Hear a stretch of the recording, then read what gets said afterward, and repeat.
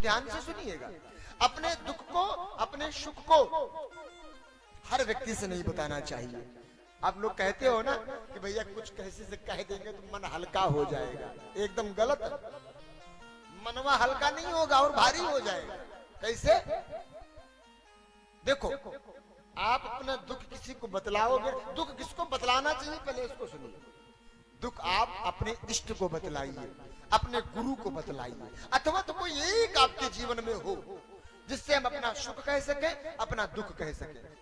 हाँ, ये ध्यान से सुनिएगा। कोई नहीं है तो आप जिसको अपना इष्ट मानते हो, इस भगवान को, हनुमान जी को जिसको मानते हो, उसके पास बैठ करके उसी से अपना दुख और सुख कह दीजिए। सरकार आप ही जानो, हमने आपको छोड़ दिया। और अगर आप किसी व्यक्ति से कहते हो अपने दुख को, तो जानते हो क्या होगा? आपके दुख को सुन तो लेगा, शायद वो अच्छा कर दे तो अच्छी बात है, लेकिन कुछ ऐसे होंगे जो आपके दुख को ले करके जाएंगे चौराहे पे और चाय की दुकान पर बैठ करके चाय के चुस्की के साथ आपके दुखों का गुणगान करेंगे। वो बताएंगे एक दूसरे से, भैया फलाने के यहाँ तो ये चल रहा है आजकल। वो आपने तो उसको बताया कि हमारे दुख को ये व्यक्ति दूर करेगा, लेकिन वो व्यक्ति आपके दुख को बढ़ा रहा है किसी दूसरे से बात कह करके।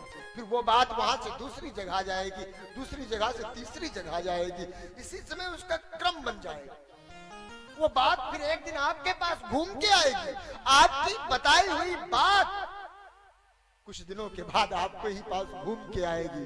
आपने क्या विचार करके कहा था कि हमारा जो दुख है दूर हो जाए, वो दुख उसी रूप में वापस आएगा जिसके रूप में आप सुख की कामना करते थे। वो कामना सुख के रूप में नहीं, पुनः उसी दुख में आएगा। और वो जब दुख आप स्वयं से सुनोगे फिर उसको आप सहन नहीं कर पाओगे।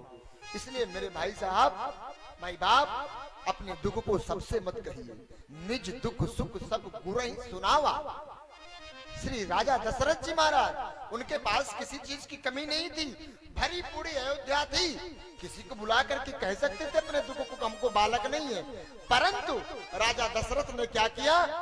गुरु को सुनाया। निज सुख दुख सब गुरहि सुनावा। इसलिए गुरु बनाओ अपने जीवन में, उसको अपने सुख को कहो, अपने दुख को कहो।